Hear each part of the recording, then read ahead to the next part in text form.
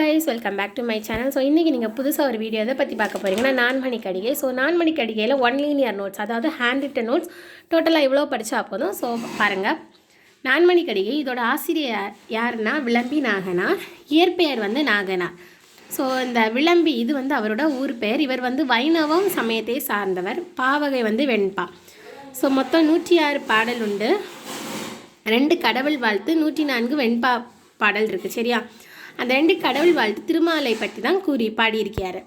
So 4 மணியான கருத்துக்கள் கூறப்பட்டுள்ள நூல் தான் என்னது நான்மணி கடிகை. ஸோ அம்மை என்னும் வனப்பு வகையை சார்ந்தது. இது ரொம்ப இம்பார்ட்டன்ட் பிஒய்க்கு கொஸ்டின்ஸாக. இந்த ஜியு போப் வந்து 2 பாடல்கள் ஆங்கிலத்தில் மொழிபெயர்த்துள்ளார். 7th and 100வது பாடல்.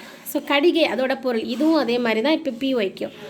என்பதன் பொருள் என்னென்னா துண்டு, நாளிகை, கட்டுவடம், ஆபரணம், கரகம், தோல்வளை.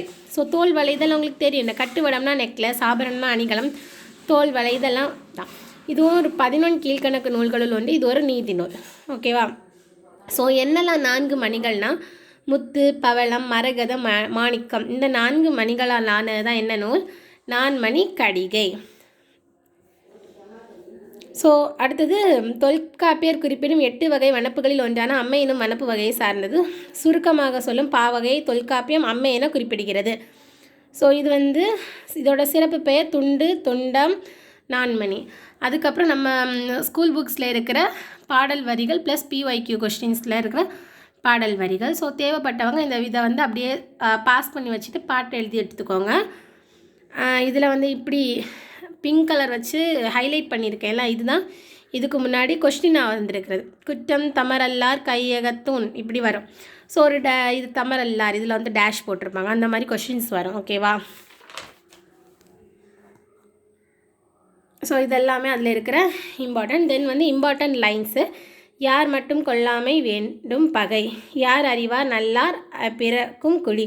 ஸோ இதில் இருக்கிற அவ்வளோ இம்பார்ட்டன்ட் லைன்ஸை மட்டும் படித்தா போதும். இதுக்கு மேலே எதுவுமே நம்ம என்ன பண்ணணும்னா படிக்க வேண்டிய அவசியம் இல்லை. தென் ஒரு குடும்பத்திற்கு மனைக்கு ஒளியை தருபவள், அந்த வீட்டின் பெண் மடவர் ஆவல். இதுவும் கொஞ்சம் இம்பார்ட்டன்ட். சரி, 4 மணி கடிகையை வந்து எப்படி பிரிக்கலாம்?